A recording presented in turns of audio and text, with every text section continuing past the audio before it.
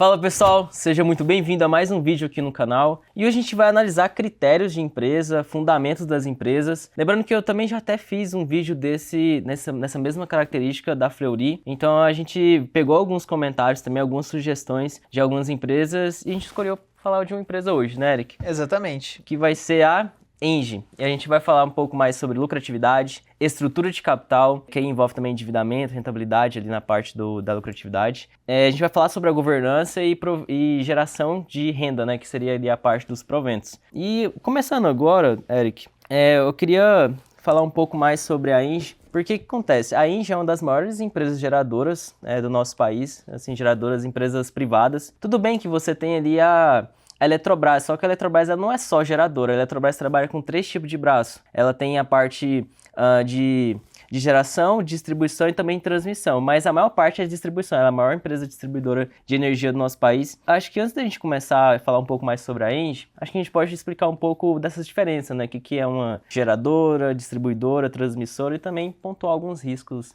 dessas empresas. Né? Exatamente. Quando a gente fala da Engie, a gente pensa um pouquinho em geração. Mas o que é geração de fato? A geração é quando a gente tem uma hidrelétrica ali que gera energia através do movimento da água, é quando a gente queima um combustível para gerar energia, é quando a gente tem uma energia eólica, é quando a gente tem uma energia solar, é tudo aquilo que faz essa geração de energia. E aí, seguindo a linha a continuidade da energia elétrica, a gente faz o seguinte, a gente tem a geração, leva para a distribuidora através das linhas de transmissão.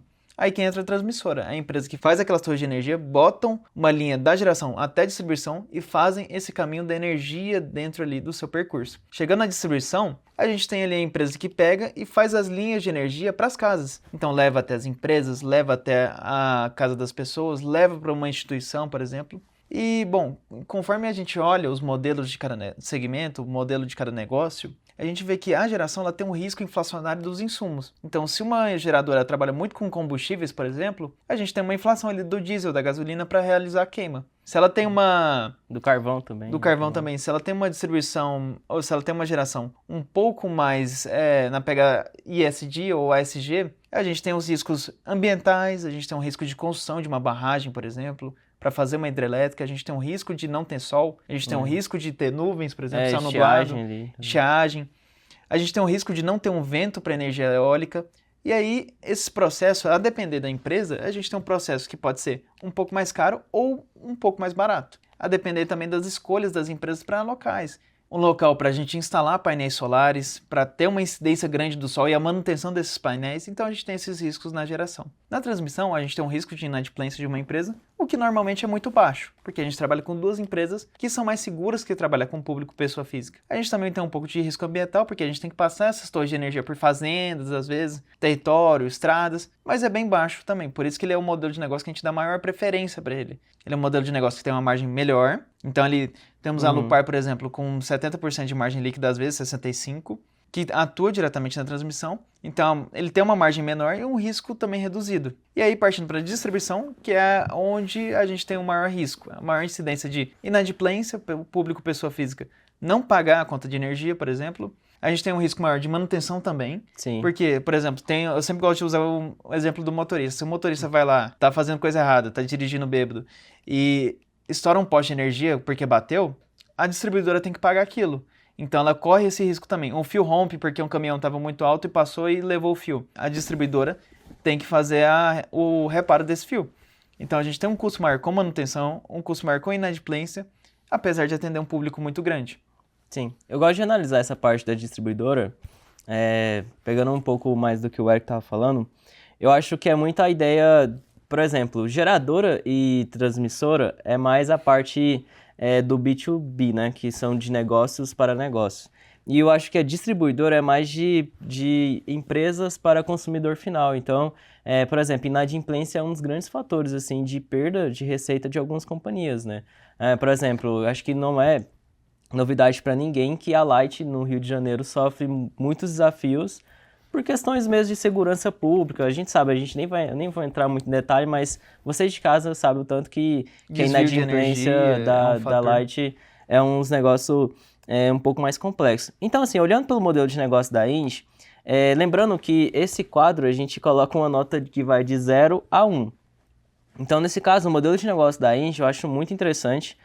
porque é um modelo de negócio que trabalha em energia, que é um setor perene, e é uma energia renovável, porque ela tem tanto hidrelétrica, eólica, solar, e isso aqui também aumenta ainda mais as projeções de resultado da empresa ao longo do tempo, porque a gente tem muita demanda por energia no país, né? A gente está falando de um país que precisa crescer, e um dos grandes insumos para esse crescimento econômico é a energia elétrica. E ela trabalha com energia que é barata, e ela está em um país que é o hub de energia mais barata do mundo, do ponto de vista também mais sustentável, né? Por exemplo, nos Estados Unidos, na China, geralmente é energia termoelétrica, que envolve também, como o Eric tinha falado, carvão, combustíveis, né? Então também é um braço também na sustentabilidade. Então na nossa nota a gente colocou 1 para a ENGIE nisso. E a gente também tem outros critérios. Agora a gente vai falar um pouco mais sobre a parte de lucratividade e rentabilidade. O que acontece? Quando a gente está falando de geradoras de energia, eu vou separar isso em duas coisas. Vou separar um pouco índices de lucratividade, a gente pode falar de margens. Por exemplo, se a gente for pegar hoje, a margem líquida da ENGIE é 25,27%. Esses dados a gente pegou da UVP Analítica, que é uma margem líquida bem interessante. Imagina, de cada R$ 1 que ela vende, pouco mais de 25 centavos fica pro acionista, né? Então isso é bem legal. E outra parte também de rentabilidade, se a gente for pegar hoje alguns indicadores aqui, a gente tem um ROI por volta de 24,4%, ROI alto também, e tem um ROIC de 13,97%.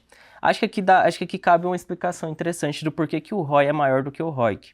Se a gente for pegar, o ROI ele é o retorno sobre o patrimônio líquido da empresa. Ou seja, é o retorno apenas em relação ao patrimônio, o capital dos sócios da empresa. Então, por exemplo, vamos imaginar que eu investi R$ 1 milhão na ENGIE e ela me retornou 24%, então daqui um ano eu vou ter 1.240 mil, por exemplo, se a gente for considerar assim. Só que quando a gente pega o ROIC, que é todo o capital empregado no negócio, que aí eu estou falando de capital dos sócios junto com o capital dos credores, que aí entra também endividamento, esse percentual cai para 13,97%. Isso aqui vai bater muito com a estrutura de capital. Então, meio que avançando um pouco mais nesse tema, eu acho que a gente pode explicar um pouco sobre isso, né, Eric? Por que o endividamento é algo... Não é algo... Assim, eu sei que endividamento não é algo saudável para as empresas, mas para as empresas como a ENGIE é algo bem interessante, né? Por exemplo, é um setor que naturalmente trabalha alavancado. Exatamente. Mas por que disso? A gente tem um modelo de negócio ali de um setor perene. Como o produto é extremamente essencial para a nossa sociedade, as empresas têm uma receita recorrente, isso dá segurança para o credor. Então o credor fala assim, para a ENGIE 3, que é o ticker dela, ou para a ENGIE, que é o nome da empresa, eu posso emprestar um custo de crédito mais baixo, porque eu sei que ela vai me pagar porque ela tem receita para isso. Então, quando a gente olha também, igual você citou, a margem líquida de 25,27%, a ENGIE ela tem uma margem interessante. Então, o credor também olha isso e fala, olha, a empresa está saudável, tem dinheiro entrando, tem dinheiro sobrando, que é o mais importante. Os custos dela são reduzidos pelo modelo de negócio sustentável, energia eólica e solar. Então, eu posso emprestar para ela a um custo muito baixo, eu posso emprestar para ela por um prazo longo também.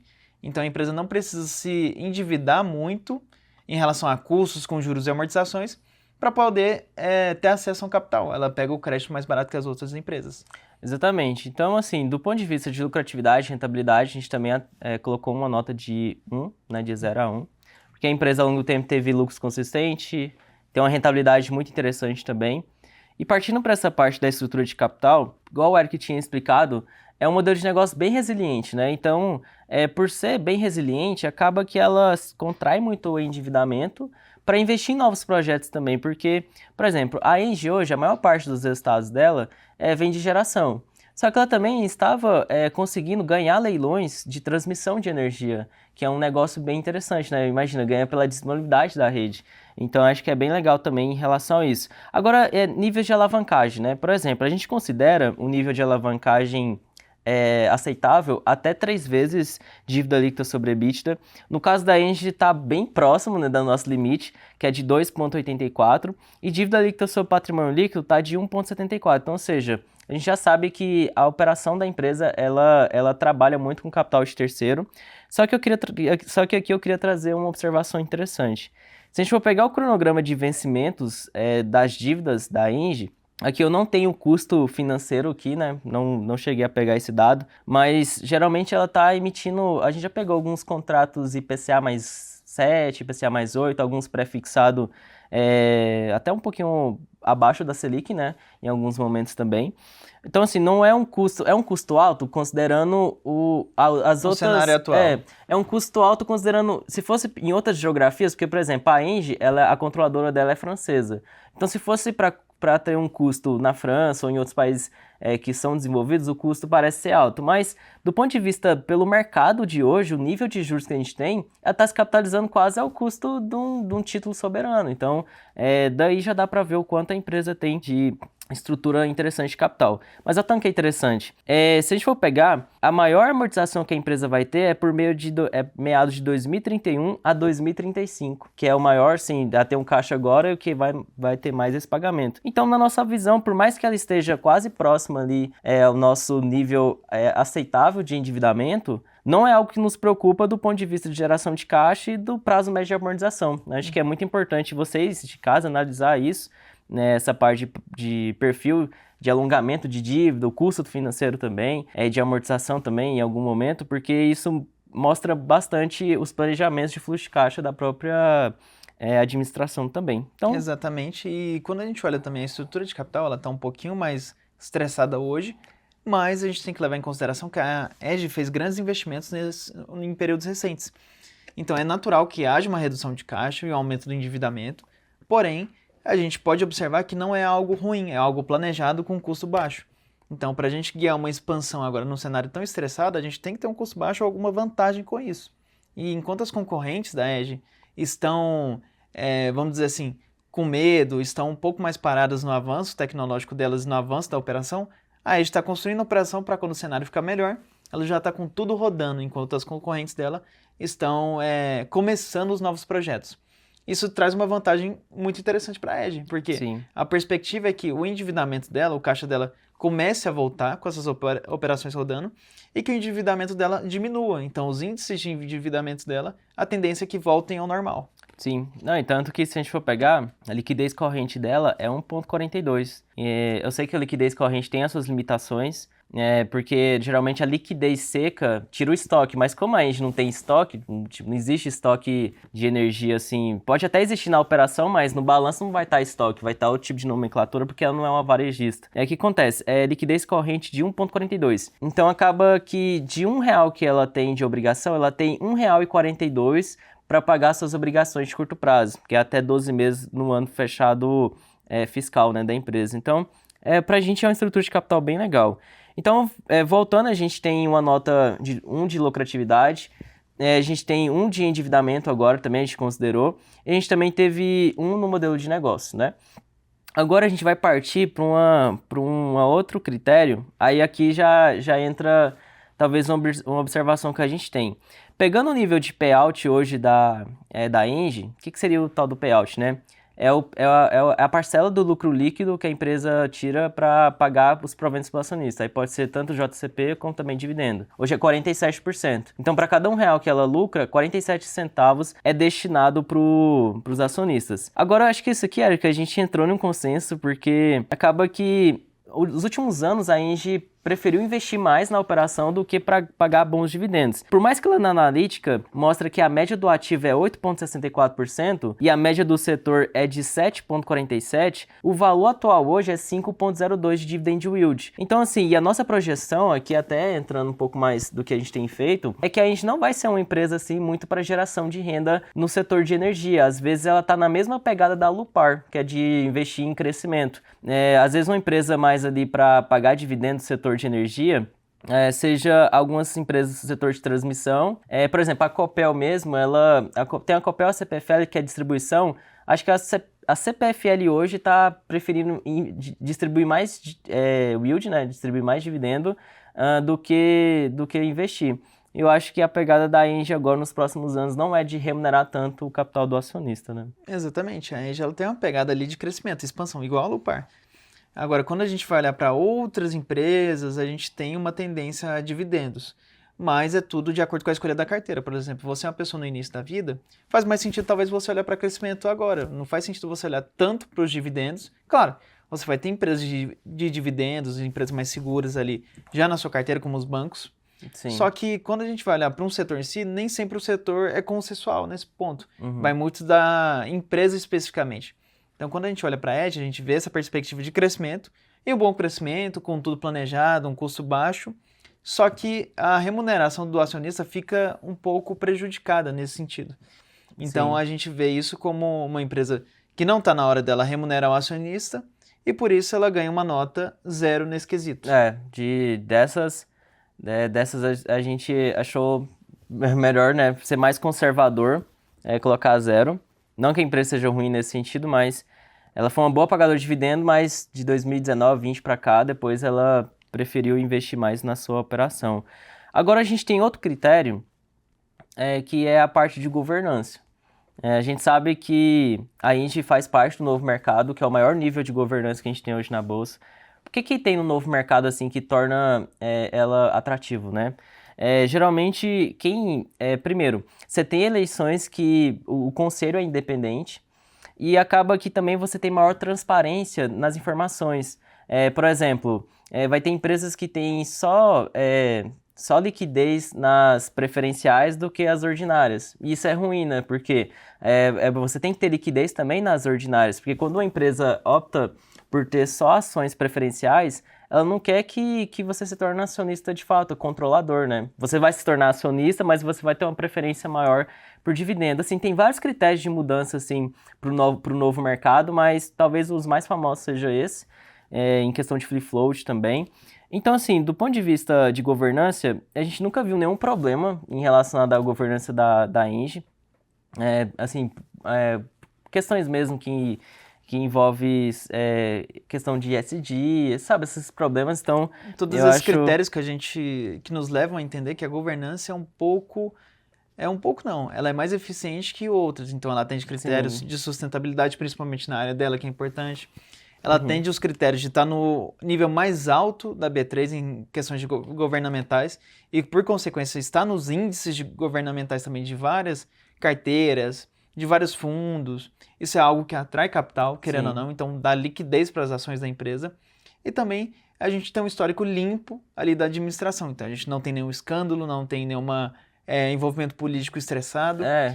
Então é algo que dá uma segurança para a gente também, nesse sentido. Sim, por exemplo, ela nunca fez follow-on de diluir minoritário, enfim, assim, a gente sabe que novo mercado não quer dizer nada do sentido assim, você pode estar no novo mercado, mas às vezes a empresa pode ter um problema. Mas assim, ela sempre esteve no novo mercado e nunca teve esses problemas que a gente mencionou. Exatamente, é só um Então, mecanismo de segurança, não uma garantia sobre a isso. empresa. Exatamente, não quer dizer que, por exemplo, é igual os títulos bancários, né, o FGC, não quer dizer que tem um FGC que todo título bancário seja de qualidade, né, é a mesma coisa, não quer dizer que a empresa está no novo mercado, que todas as que estão no novo mercado têm uma boa governança. Mas assim, do ponto de vista de governança, a gente atribuiu uma nota de 1 também. Então, fechando, a gente teve de 5, 4 ela conseguiu, né? Então, é uma nota muito boa.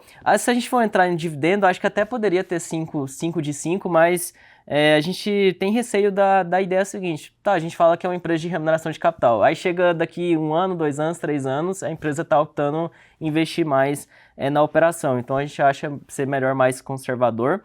E assim, Eric, você tem ainda algumas ressalvas, assim, observações em relação a Engie? Eu acho que a Engie é uma empresa bem redondinha, assim, modelo legal de negócio, paga um yield que é um pouquinho abaixo da média, mas tá, eu acho que vai remunerar o acionista, cresce ao longo do tempo, tem uma boa estrutura de capital. Acho que é uma boa empresa, assim, para você que quer entender um pouco mais do setor elétrico, eu sugiro você estudar um pouco mais a história da Engie. Tem até um vídeo também da UVP Capital, vou deixar um card ou às vezes um link mesmo nas descrições para você ver o quanto é interessante ali a expansão da Engie ao longo do tempo. Bom, a minha opinião sobre a Engie é que a gente tem uma empresa que atende vários critérios de qualidade, só que pessoalmente eu gostaria que ela tivesse um aumento na atuação dentro da transmissão. Por quê? É um setor que tem uma margem maior, isso consequentemente vai dar uma sustentabilidade maior para ela. Contratos longos, a gente vai ter também um custo baixo ali, uma manutenção não tão recorrente.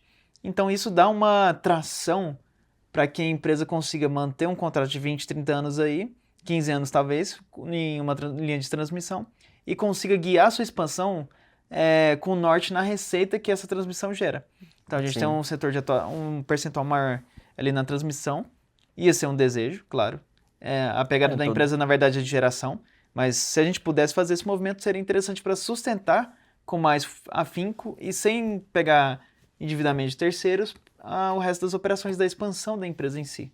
Sim, toda empresa precisa se diversificar, né? Então, eu acho que se concentrar em um só tipo de receita é um negócio meio complexo, mas também diversificar só por diversificar também, contraindo dívida, eu acho que não é um bom caminho. E o legal é que ela está sendo equilibrada, né? Então, grande parte da geração de caixa está sendo para investir em novos ativos. Então, seria as informações que eu queria trazer para vocês em relação a Engie. A gente vai trazer também em outras empresas, trocar uma ideia também, que eu acho que é importante, assim, não quero que vocês peguem esses vídeos como se fosse uma recomendação, porque não é. A gente é só uma visão que a gente tem em relação aos ativos e é uma forma de você entender um pouco mais do que acontece com a empresa, né? E claro, também sugerir para vocês conhecer também a OVP Analítica, porque lá a gente também tem um selo de viabilidade desses ativos. Então a gente também tem um selo bem interessante. Se eu não me recordo, deve ser Azulim Ela da deve Engie. ser Azulim. Ou se ela não for Azulim, ela vai ser viável, porque ela passa em todos os critérios. A gente utiliza o Tag Along como critério de governança também lá. Então queria que vocês deixassem o like também, se inscrevessem no canal, deixassem também um comentário. E também, o que você tem mais alguma coisa para falar, Eric? Eu queria pedir comentários aqui de mais empresas para a gente poder fazer esse quadro aqui com vocês, olhar a empresa a fundo, falar se a empresa está sendo legal, se não está sendo, claro, não recomendando para uma carteira, mas falando sobre os critérios em si das empresas. E eu queria agradecer o tempo de vocês, seja você vendo nessa manhã, nessa tarde, nessa noite. Muito obrigado por compartilhar seu tempo com a gente e até mais. Até mais.